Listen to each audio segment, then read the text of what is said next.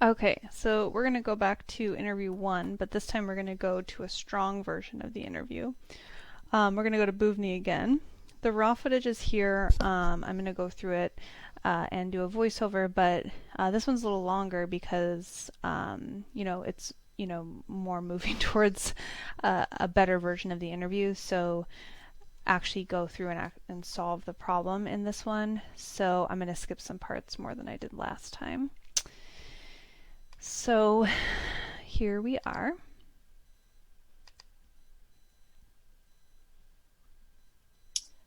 All right. Hi, Bhuvni. How are you doing? Good. How are you? I'm good. So we're going to get started. I already sent you the code prompt. So what you can do is just share your screen, and you should have She already the looks happier, prompt right? in the comments of your code. Yep, that's perfect. And I can see that pretty well, so that'll work. So go ahead I'm and going to get speed started. this up so that you can All see it right. on Yeah. 2 times speed.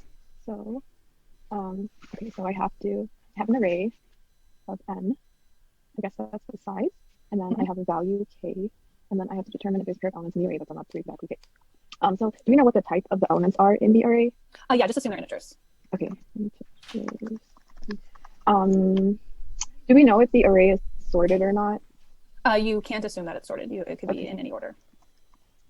Um, let's see. So she's doing a great job. Okay. Can She we just read the come up with question. a She quick also example? Okay. clarified. So let's try this. Let's say we have an array that looks like Now she's coming three. up with an example. Okay. And then okay, I'll try to do one where the sum should be 10. So then I guess like the first way I might be able to do this is just to look at each of them. So maybe like 1 and 3, and then 1 and 7, and then 3 and 7. Um, so okay, so the function needs to return whether it's true or false. So what she just did there is she came up with her brute force solution. She's like, well, if I got all the combinations of every value, I could determine whether or not the sum was there. And then we have this.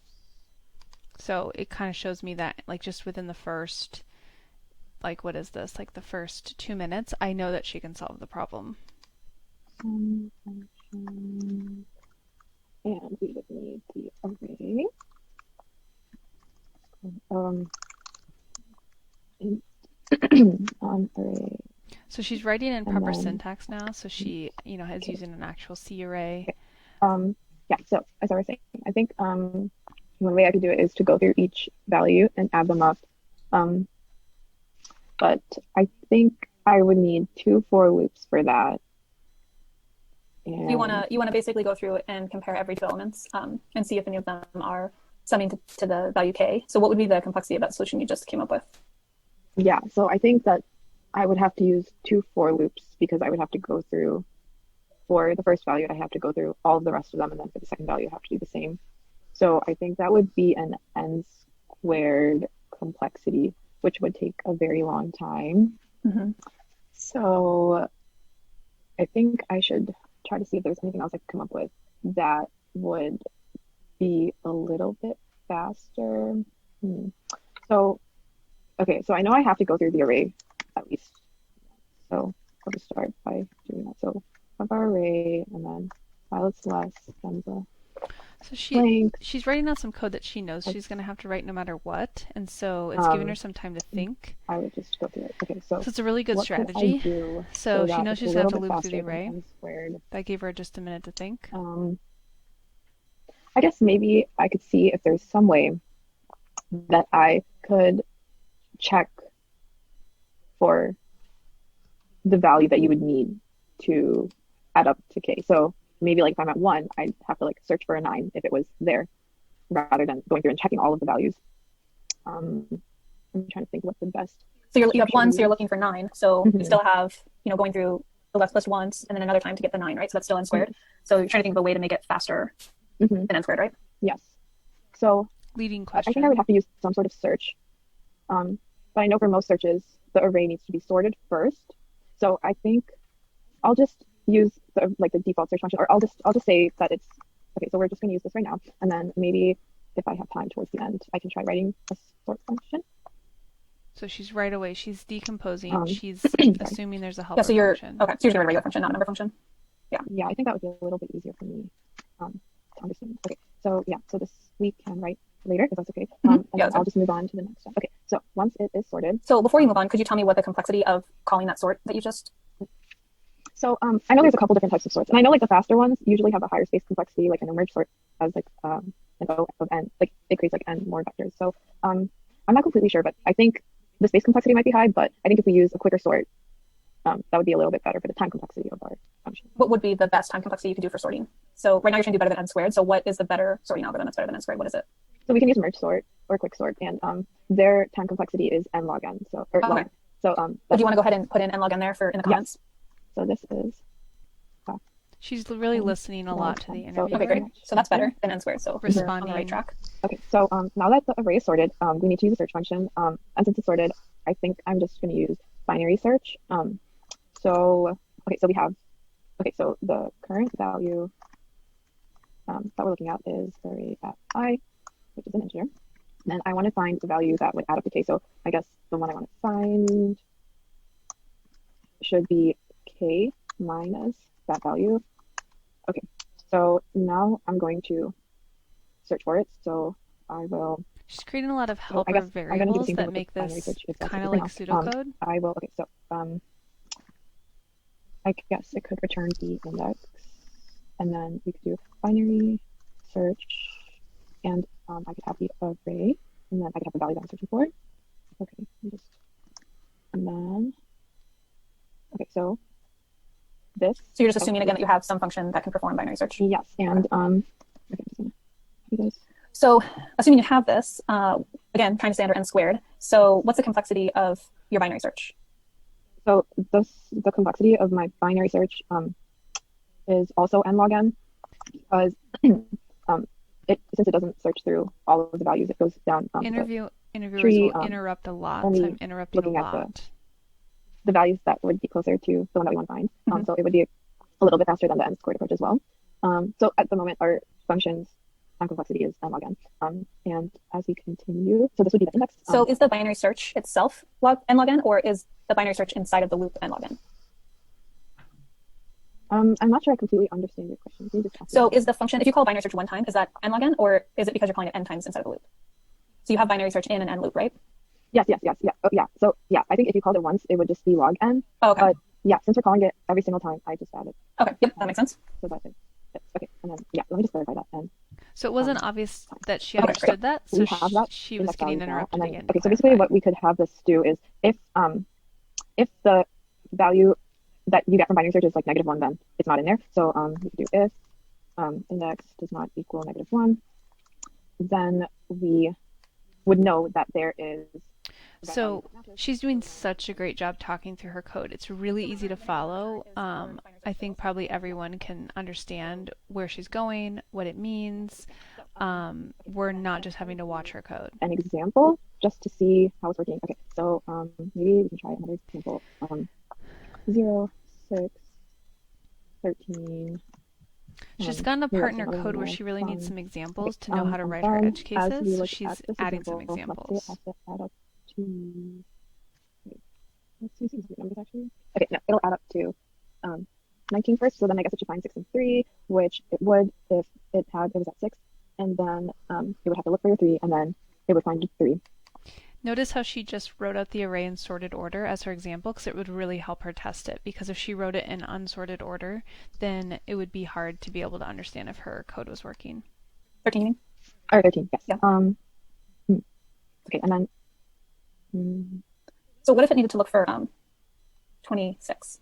Leading question here. So if it had to look for 26, then it would go into the function, and then it would find the value for it would set this one equal to 13, and then it would need to find 13, and then it would find one of the indexes for 13. Wait, so then what if it had to find 12?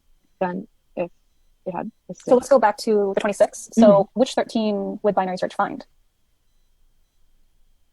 I think so she kind of skipped over what was important about that edge case of 2 13s, right? So I'm bringing her back, and she's listening. She's leaving that example with 12, and she's going back to the one that I'm prompting her to go to. Find first one. Okay, so let's say it did find the first one. I can't remember which way it goes either. But if it did find the first one, what if that second 13 wasn't there? Wouldn't it still find 13? Yeah. So does your code work for that edge case where it's looking for 26 and there's only one 13? No. Okay. So I guess I could add like an error checker, like part where, okay, so maybe, so I guess searching for another 13 wouldn't make sense because they might return the same index, obviously. So maybe, maybe I could try counting the number of 13s, but I feel like that would also take a long time. So maybe. So she's talking out her thoughts. So she's saying like, oh, I need to count them, but like right away knowing that that's not a good time. That's not a good idea. It's really important that she's actually talking through that. Maybe I can just check if there's a 13 before or after. So, okay, so we could do, okay, so, well, I guess first we could check if the index. Okay, so Buvni goes on to actually finish sure this edge case and handle the cases where there's duplicates or where there's only one, and it adds to the sum and so you how don't need that to do should all be this like sorting included. and searching? Well, I know that one structure that sorts. Well, I just mean actually, so like, are there any arrays that wouldn't require you to sort them at all? So like any size array that wouldn't require this, that you can do sort of like a quicker sort on. So what I'm saying is this assumes that there's lots of elements in the array. If you have less elements in the array, can you avoid doing all of this? Again, I'm leading her to put some edge cases at the so top. If there's only so again, 2 values. Yeah, getting her to what other cases consider array that has 2 values, has if there's none, empty. and if there's one. So you could have some edge cases up there for those cases. When we move to the end of the interview, that would avoid the unnecessary. And she does a good job with this. Blah, right? So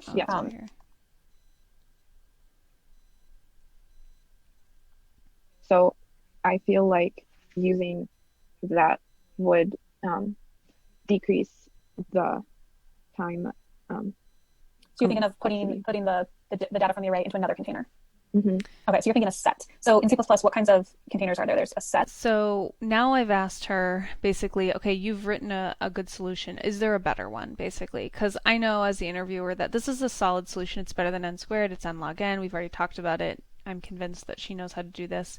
And so now I'm asking her, so could you do this any faster? And she's talking through her thoughts. She's not going to be able to code this because it's already the end of her interview, but she has extra time because she wrote this all pretty solid. And so I'm asking her to tell me about some of her other ideas for this. And you would place it into the set, and then how would that help you?